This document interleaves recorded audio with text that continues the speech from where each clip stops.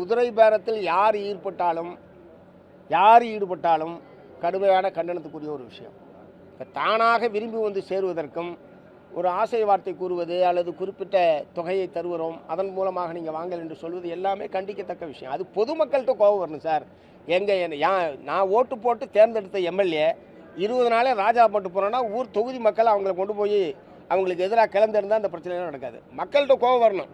ஏன்னா மத்திய அதாவது யூனியன் கவர்மெண்ட்ல இதே மாதிரி அவங்க விரும்பி கட்சி மாறும் பொழுது சிபிஎம் சிபிஐ ரொம்ப தீவிரமாக கண்டிச்சாங்க.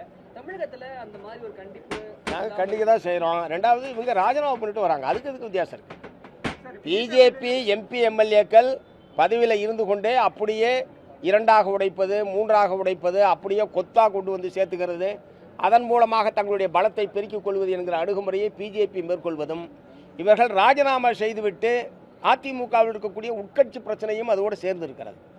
இதையும் சமப்படுத்தக்கூடாது. சார், பிஜேபி டோன் தான் வந்து இங்கே இருக்க ரூலிங் பார்ட்டி பண்ணுதுன்னு சொல்கிறாங்க. அதாவது பிஜேபி வந்து எப்படி முக்து காங்கிரஸ்ன்னு சொல்லிட்டு இருக்காங்க, அதே மாதிரி இங்கே இருக்க சீனியர் லீடர் ஆதவர்ஜனாலாம் வந்துட்டு 90% ஏடிஎம்கே ஆளுங்க இங்கே தான் இருக்காங்க, அவங்க தீர்த்து போன சக்திலாம் சொல்கிறாங்க. இது ஒரு ஜனநாயக போக்கான இது பார்க்குறீங்களா? இல்லை, ஒவ்வொரு கட்சியை பற்றியும் ஒவ்வொரு கட்சிக்கும் ஒரு மதிப்பீடு இருக்கலாம், கருத்துக்கள் இருக்கலாம். இன்னொரு கட்சியை பற்றி சொன்னதுக்கு நான் கருத்து சொல்ல முடியாது. பட் எங்களை பொறுத்த வரைக்கும் குதிரை பேரம் என்பது முற்றிலும் தடுக்கப்பட வேண்டும். மக்கள் கேள்வி எழுப்பணும் எம்எல்ஏக்களுக்கு எதிராக.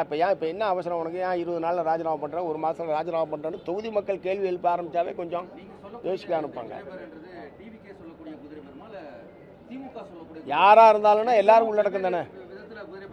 எல்லாருமே திமுக சொந்தமாலாம் ஏற்கனவே சொல்லிட்டோம். நான் திரும்ப ஒவ்வொரு பேட்டியிலுமா சொல்லுவீங்க. யாராக இருந்தாலும்னா எல்லாம் தான். திமுக டிவிகே எல்லாத்தையும் தான் சொல்கிறேன். நாங்கள் ஒன்றும் ஆரம்பத்துலேருந்து அது வந்து எதிர்த்து தான் இருக்கோம். நீங்கள் ஆரம்பத்தில் கடுமையாக எதிர்த்தீங்க. அதுக்கப்புறம் ministers MR Vijayabaskar, former minister MR Vijayabaskar, C Vijayabaskar வந்து ரிசைன் பண்ணிட்டு அதுக்கப்புறம் இல்லை, அதிமுகவுடைய உட்கட்சி பிரச்சனையின் விளைவாக பலர் வெளியேறி கொண்டிருக்கிறார்கள். அது ஒரு யதார்த்தமான உண்மை.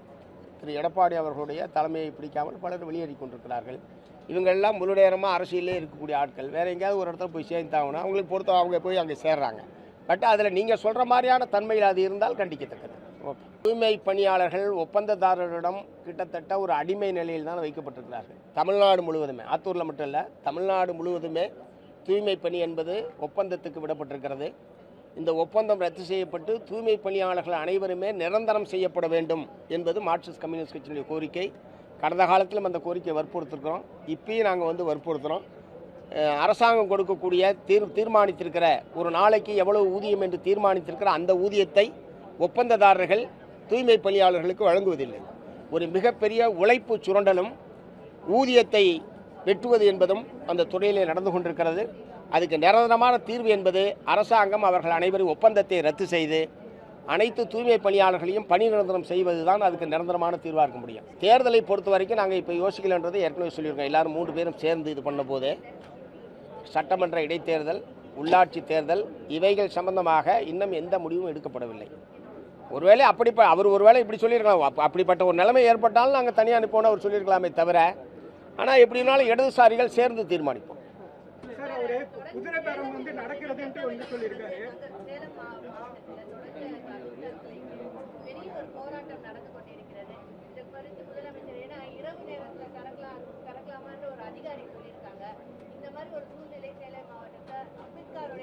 அதாவது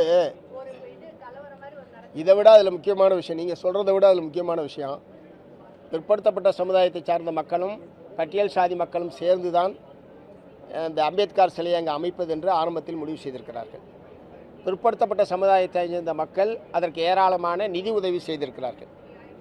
சிலை அமைக்கப்பட்ட போது அம்பேத்கர் கால் மேல் கால் போட்டு கொண்டு உட்கார்ந்துருக்கிறார் என்பது தான் அதில் இருக்கிற பிரச்சனை. அவங்களுக்கு சிலையாக கூட அம்பேத்கர் கால் மேலே கால் போட்டுக்கிட்டு உட்காரக்கூடாது அப்படின்னா எந்த அளவுக்கு சாதிய பாகுபாடும் தீண்டாமை கொடுமையும் கோலோச்சு கொண்டிருக்கிறது என்பதற்கு இது ஒரு சிறந்த எடுத்துக்காட்டு. இந்த சாதிய ஆணவம், சாதிய மனப்போக்கு என்பதற்கு எதிராக தமிழக மக்கள் அணிதிரள வேண்டும். பிறப்போக்கும் எல்லா உயிருக்கும் என்று வள்ளுவர் சொன்னால் அதை போற்றுகிற நாம், ஆனால் சிலையாக கூட ஒருத்தர் கால் மேலே கால் போட்டு ஒரு பட்டியல் சமூகத்தை சார்ந்தவரும் உட்கார்ந்துருக்கக்கூடாது என்கிற அளவுக்கு கொடூரமான ஒரு நிகழ்வாக இருக்கிறது. நாங்கள் ஏற்கனவே வற்புறுத்தியிருக்கிறோம். அந்த சிலை மீண்டும் திறக்கப்பட வேண்டும். அந்த இல்லை அதில் வந்து கோர்ட்டில் இருக்குது அந்த வழக்கு. ஏற்கனவே அந்த சிலை சம்பந்தமான வழக்கு நீதிமன்றத்தில் இருக்கிறது. இதுக்கு இடையில இது யார் நடந்ததுன்னு தெரியல. நீதிமன்றத்தில் வழக்கு நிலுவையில் இருக்கிற போது திறந்தது தான் பிரச்சனைன்னு அவங்க சொல்கிறாங்க. இன்றைக்கு எங்களுடைய தோழர்கள் அங்கே போயிருக்காங்க. முழுமையான விவரம் தெரிஞ்சதுக்கு பிறகு நானே ரியாக்ட் பண்ணுறேன். பட் எப்படி இருப்பினும் அந்த சிலை முறையாக திறக்கப்பட வேண்டும். அதற்கு யாரும் தடை செய்வதை நாங்கள் ஏற்கவில்லை. அவரை பதிவு பண்ணிட்டாங்கன்னு ஒரு சர்ச்சை எழுந்திருக்கு சார். அவரை வந்து ஒரு 100 கோடி ரூபாய் மதிப்புள்ள நிலத்தை வந்து அதையும் இதையும் லிங்க் பண்ணி பேசுறாங்க. அதை எப்படி பண்ணிப்பாங்க? இனாமினத்தையும் இப்படி தொடர்ந்து முறையில் இல்லை, பொதுவாகவே இந்துத்துவ சக்திகள் நாங்கள் கேட்குறது யாருக்கு கேட்குறோம் பட்டா?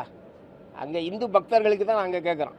கோயில் நிலமாகவே இருந்தாலும் அங்கே இருக்கக்கூடிய இந்து பக்தர்களுக்கு தான் நாங்கள் பட்டா கேட்குறோமே தவிர இந்துக்களுக்கு எதிராக நாங்கள் உண்மையிலே இந்துக்களுக்கு எதிராக இருப்பவர்கள், இந்துக்களை பாதுகாக்கிறேன் என்று சொல்லக்கூடிய RSS, இந்து முன்னணி போன்ற அமைப்புகள் தான் இந்துக்களுக்கு எதிராக இருக்கிறார்கள்.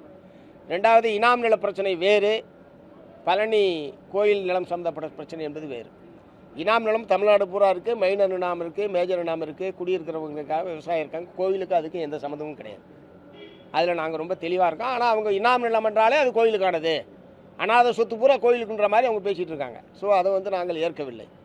இந்த பிரச்சனையை பொறுத்த வரைக்கும் அந்த சம்பந்தப்பட்ட ரெஜிஸ்ட்ரார் மீது உடனடியாக நடவடிக்கை என்பது எடுக்கப்பட்டிருக்கு. மோசடியாக அது பத்திரப்பதிவு என்று அரசாங்கம் ஏற்றுக்கொண்டு தான் சம்பந்தப்பட்ட பதிவாளர் மீது அவர் பணி நீக்கம் என்பது செய்யப்பட்டிருக்கிறார். முறைப்படி அவங்க நடவடிக்கை எடுத்திருக்காங்க.